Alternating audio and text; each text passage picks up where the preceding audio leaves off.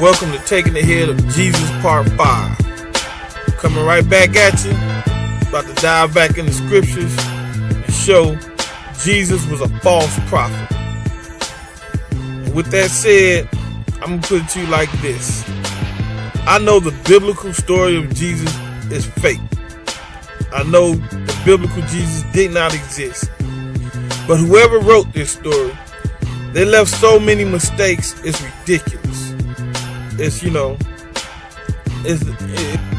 but we're diving right in it. We're going to touch right quick back on Deuteronomy chapter 18, and we're just going to read verse 22.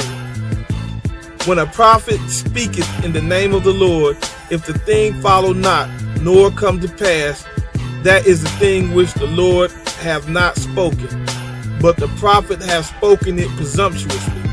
Thou shalt not be afraid of him. That's the Creator giving you the knowledge to know who's a false prophet. He's letting you know how you can tell who's a false prophet. If the prophet comes in the name of the Lord and said this is going to happen and it doesn't, then the Creator didn't say it. Now, we all know the story of Jesus. He's supposed to be the Son of God. And some Christians say, well, he wasn't the Son of God, but he wasn't, he was God in the flesh. Some Christians say he was the Son of God. Some Christians say he was God in the flesh. And it's not just Christians. You got other people saying the same thing too. We're going to go into Matthew chapter 12. I'm going to pick it up at verse 38. And I'm going to lead you up in my own words to 38. But you can go in here and read it. Basically, Jesus and the Pharisees and the scribes are beefing. They done got into it. And in the midst of their arguments, this is what's said. Verse 38. Then certain of the scribes and of the Pharisees answered, saying, Master, we will see a sign from thee. Basically, if you the son of Yah, give us a sign. Prove who you say you are. We're not going to take your word for it. Prove it. Show us a sign. Do a miracle. And then Jesus answered them and said this. Verse 39.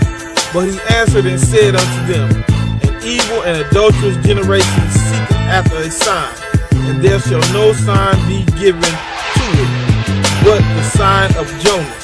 For as Jonas was 3 days and 3 nights in the whale's belly, so shall the Son of Man be 3 days and 3 nights in the heart of the earth. Basically, he told them, look, I'm only going to give you one sign, the sign of Jonas. Jonas was in the whale's belly 3 days and 3 nights, and I'm going to be in the heart of earth 3 days and 3 nights. That's your sign. That's the only sign you're going to get. Now, skip over the problem with this. You got 4 people in this Bible telling you this story. You got Matthew, Mark, Luke, and John. They give you the crucifixion story. Capitalize that fiction, because that's what that shit is, some fiction. But the problem for Jesus here is, you can go into each one of these stories and they will all tell you that he got crucified on a Friday, the day of preparation that is right before the Sabbath. And Sunday morning, when Mary, and depending on which story you read, because they're all different, one say Mary and Mary Magdalene, one say Mary Magdalene and Solomon.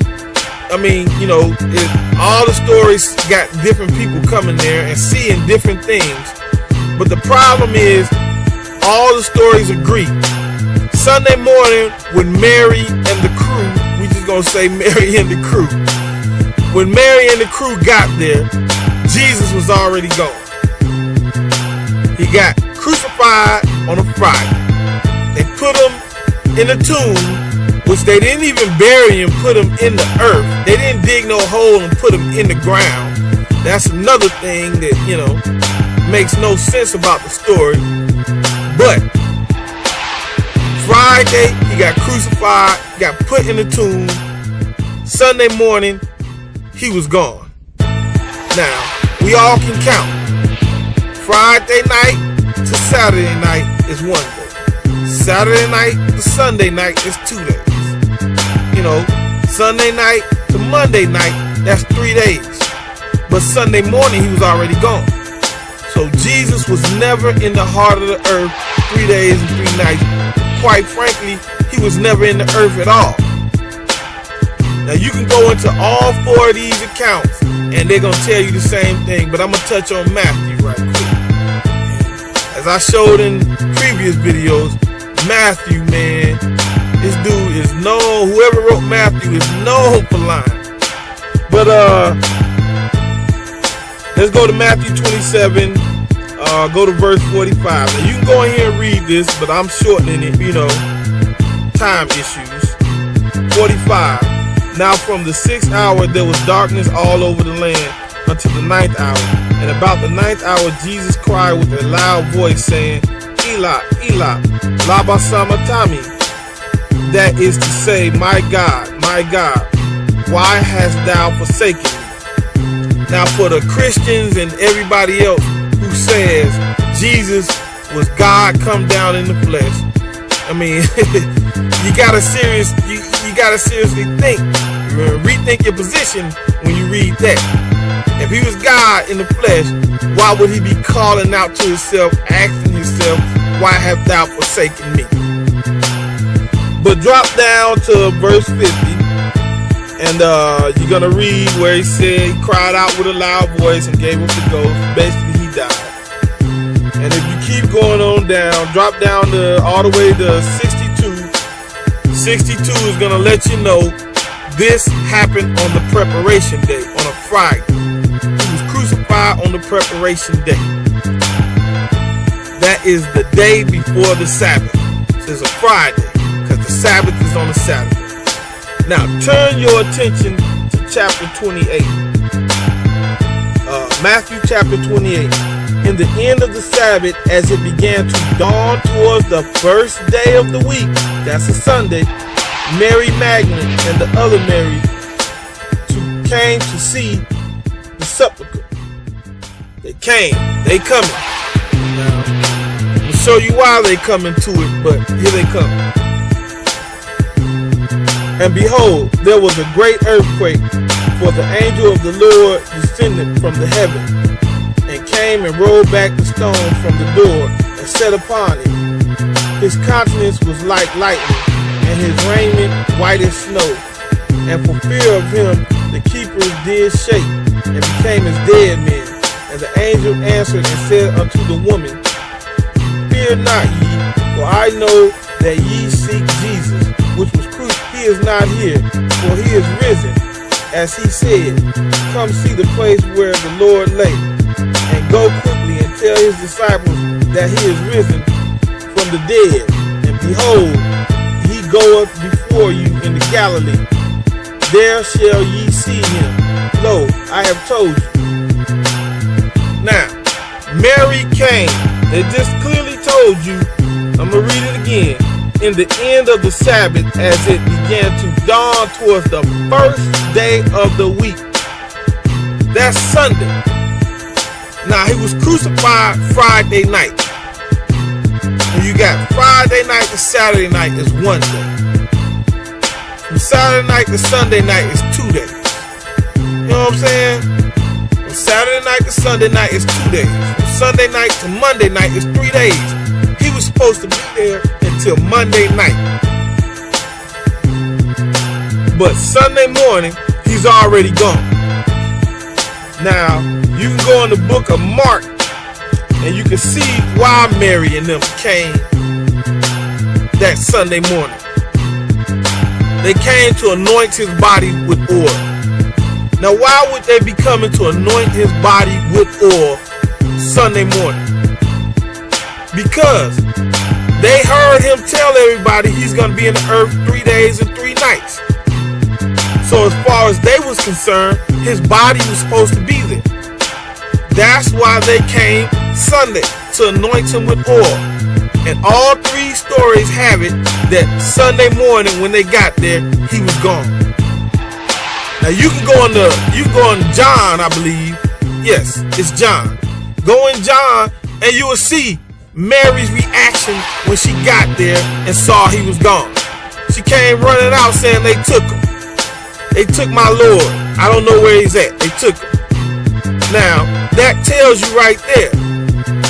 If the story was true in the book of John, Mary would have ran out saying, hallelujah, hallelujah, he has risen like he said he would. If he was supposed to be risen on that Sunday. But she went to anoint his body on that Sunday morning because she heard she could count. She knew he was supposed to be there until Monday night. That's why in John, she came out shocked. He's gone. Somebody done took him. So go in here and read this for yourself. I mean, I'm put you like this. I keep saying this over and over again. Hebrew Israelites did not write the New Testament. Say it one more time. Hebrew Israelites did not write the New Testament. This New Testament, if you research it, if you do a little research, this New Testament was put forth by Edomites and Caucasians. Had nothing to do with Hebrew Israelites. The New Testament was put forth by Edom and Caucasians. This is where this New Testament comes from. It does not come from Hebrew Israelites. If you research it, you will see what I'm telling you is true. This exposed Jesus for being a false prophet. Read these crucifixion stories and you will see, like I see, that it's false. Jesus was a false prophet. And this story, so many of the true descendants of Jacob are caught up in this lie of Jesus. But they have these house Negroes running around pushing this lie, deceiving their own people. But that's part 5. Look for part 6. It's on the way. Shalom. We're going to get to these house Negroes and we're going to expose them. But may y'all bless you and yours. Peace. Take care.